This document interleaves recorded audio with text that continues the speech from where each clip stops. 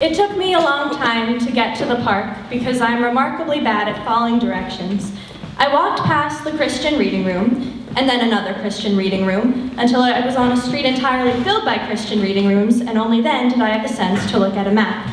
Of course, I am also remarkably bad at distinguishing left from right, so I ended up in a part of town where I slowly came to the realization that I was the only white person on the street.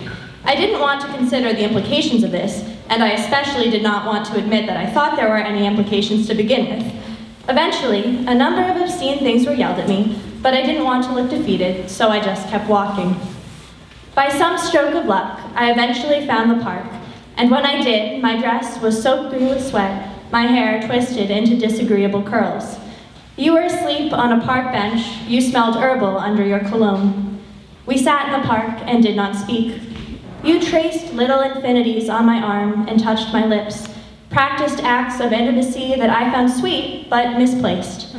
Finally, we began to talk about the movie you had seen, what you would do in New York, neo-Orphism, and the universe. You put it in quotes, your fingers jabbing the air when you said it. I did not. I did not say anything. A homeless man told me he could see through my dress. I laughed and replied, "You're welcome." You, very gravely, remarked, "How embarrassing." It felt as though someone had died.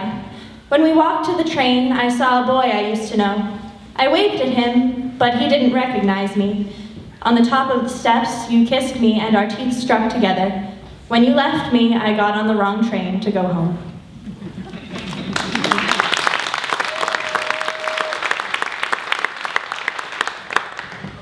This is migration.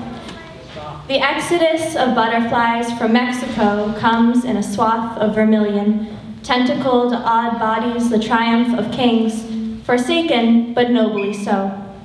He, the philosopher prince turned Cretan, ponders the translucence of maps, how we have written placehood as though it were static while mountains grow into the ground.